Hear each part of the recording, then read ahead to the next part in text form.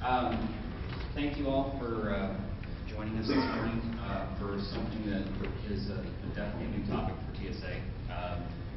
I'm going to introduce the panel in just a second, but I have a couple questions for the audience to start framing the discussion.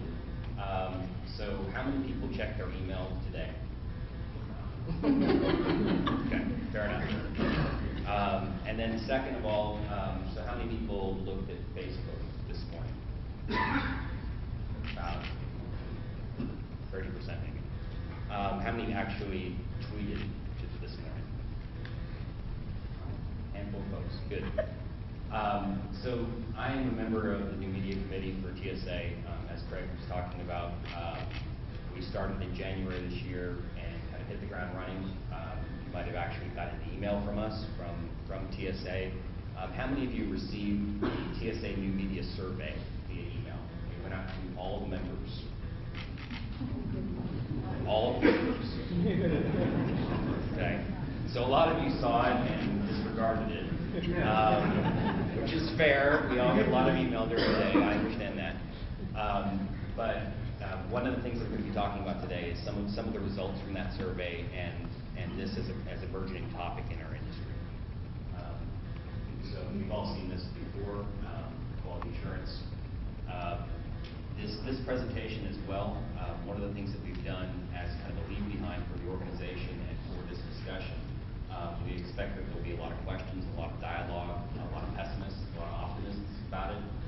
And one of the things that we want to do is we will have a forum, basically. We've already set this up, and we'll discuss it here in a little bit, that allows for that dialogue and a lot of these materials to continue after this presentation.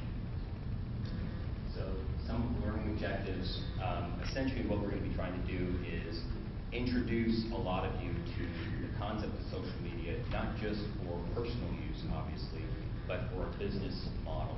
The dialogue that hopefully these panelists will generate through their constructive arguments about their various topics will allow you to have some good questions, some thought-provoking ideas, and then obviously we want to get everybody encouraged to actually utilize some channel of social media of their choice.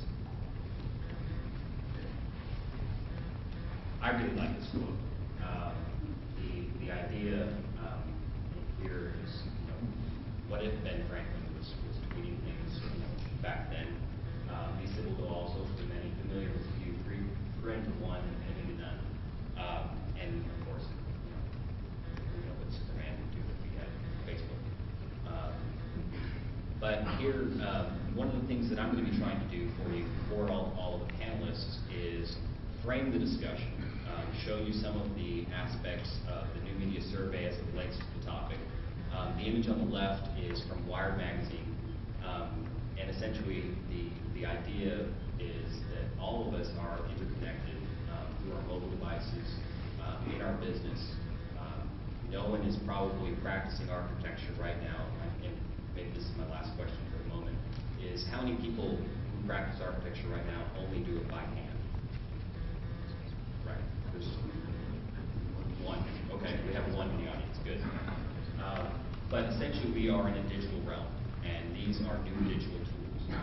At the right, what you're actually seeing is the results of the survey. We actually had 227 respondents in the survey. The question that's above here, it's a little bit small to read, but you can see from a graphic standpoint, is what we asked as a committee was, online, how do you use social media to get information? What topics are you looking at? And you can see that the trending topics are architecture, sustainability, design, construction, but others as well. We have 63 people who are saying that they're getting information about government affairs related to our industry via an internet resource. At the bottom, we're talking about the idea of using this new media as a new way to get news sources. Every day, everyone's talking about using Google, using CNN, using Fox News online as their news media resource, as opposed to just plugging in at the end of the day and sitting down in front of the television and getting your news that way. We're getting it up to the minute news sources. And again, what we're going to be talking about here today is other ways people are getting information. Here, the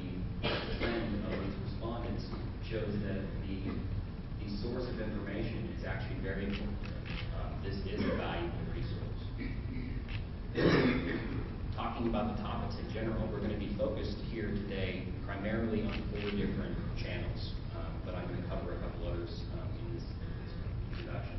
The first is LinkedIn. The statistics here shown on the left are provided by LinkedIn itself, and it shows that predominantly in this case that LinkedIn is mostly male. There's 61% people using LinkedIn right now are male. But the other interesting ideas about this is the ones at the bottom. That from a business standpoint, LinkedIn is the idea of connecting over a network, and most people think of it from a business perspective, not necessarily, and maybe not even a social networking tool. But those percentages are pretty compelling, especially in the economy that we're in right now. Information on the right is actually, again, from the survey from the New Media Committee. And though a lot of folks who probably saw that email and disregarded it probably thought that it was going to trend to a younger audience, probably most of our associate members or our emerging professionals.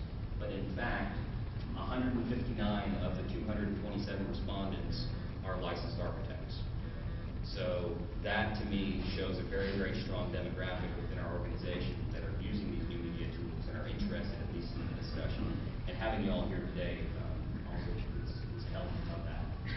Again, also the age shows that the respondents from 30 and under, basically our students and our associate members, our younger interns within our firms, there was only 30 respondents. The majority of the respondents were over the age of 30.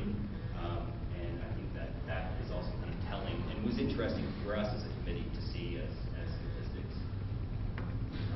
A lot of you who aren't necessarily from the audience, a lot of people aren't using Twitter. But what you can see here is actually that a vast majority of people are using it. The statistics on the left are really, really strong indicators of the fact that people are querying this channel. If you look just there, 600 million search queries a day. A lot of people think of that as wasted time, and we'll probably have some questions about that. But again, if you're taking this as a totality of the topics that we're talking about for the New Media Committee survey, and looking at these, people are using these resources. Again, from the committee, these icons, you'll start seeing them pop up throughout the presentations. The majority of folks here, what we were trying to elicit a response was trying to find out how many people are actually engaging in social media just from a reading perspective or from an actual publishing perspective. Again, the 3 strongest components were Twitter, LinkedIn, Facebook, and interestingly enough, from a blogs perspective, though we haven't discussed it in detail, a lot of people are using it for their reading purposes and getting information, but not necessarily publishing it. Facebook, okay, the 800-pound gorilla of social media. You have, and these are statistics again from Facebook, you have 500 million active users worldwide. The idea here is to see that there are individuals, organizations, firms, small and large. A firm in Dallas that's very, very small, and a very, very large firm that we're all familiar with as well. But Bob McBess's firm here is using this. There's Bob, and actually there's Marcela.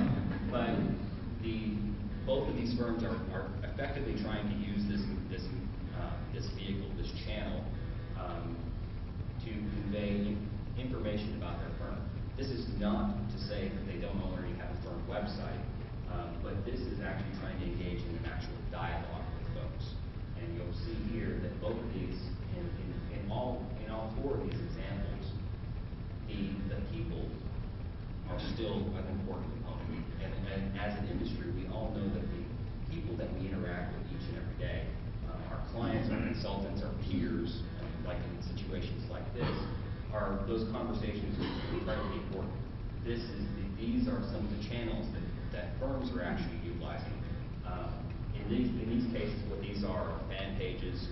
They're also referred to as brand pages. We'll talk about branding a little bit more as the discussion goes on today. Now, some of you might not have heard of this. Some of you may have. Some of you might have seen an article